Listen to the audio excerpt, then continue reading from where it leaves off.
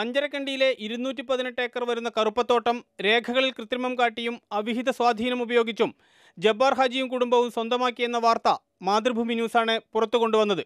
തുടർന്ന് AK ഷാജിയുടെ പരാതിയിന്മേൽ revenue വകുപ്പ് നടത്തിയ അന്വേഷണത്തിൽ കയ്യേറ്റം വ്യക്തമാവുകയും ചെയ്തു.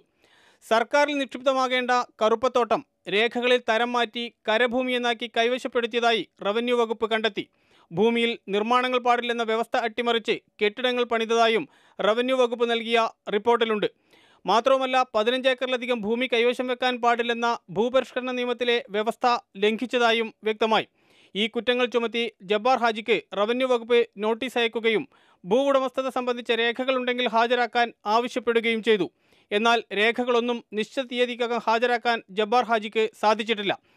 ഇതേ തുടർന്നാണ് ലാൻഡ് ബോർഡ് കേസ് രജിസ്റ്റർ ചെയ്യാൻ തീരുമാനിച്ചത്. സംസ്ഥാന ലാൻഡ് ബോർഡ് പ്രസിഡന്റ് MC മോഹൻദാസിന്റെ നിർദ്ദേശപ്രകാരം കണ്ണൂർ താലൂക്ക് ലാൻഡ് ബോർഡാണ് സ്വമേധയാ കേസെടുത്തത്. നിയമവിരുദ്ധ ഭൂമിയിടപാടിൽ ജബ്ബാർ ഹാജിയും റവന്യൂ ജീവനക്കാരും ഉൾപ്പെടെ 9 പേർ പ്രതിയായുള്ള വിജിലൻസ് കേസും നിലവിലുണ്ട്. ഒരു ഭാഗത്ത് ഇങ്ങനെ കേസും നടപടികളുമായി മുന്നോട്ടു പോകുമ്പോൾ തന്നെയും ജബ്ബാർ ഹാജിയെയും കൂട്ടരെയും സഹായിക്കാനുള്ള നടപടികൾ മറുഭാഗത്ത് ശക്തിയായി നടക്കുന്നുമുണ്ട്. CK Vijayan, Mathrubhumi news, Kannur.